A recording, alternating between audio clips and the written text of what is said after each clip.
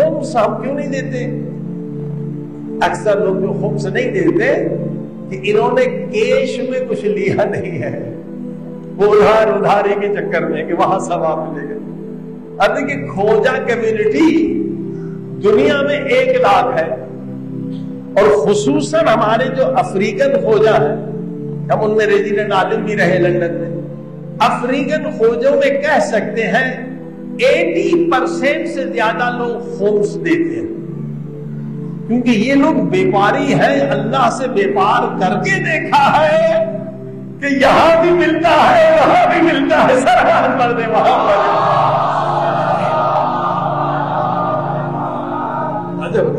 انہیں یقین ہو گیا ہے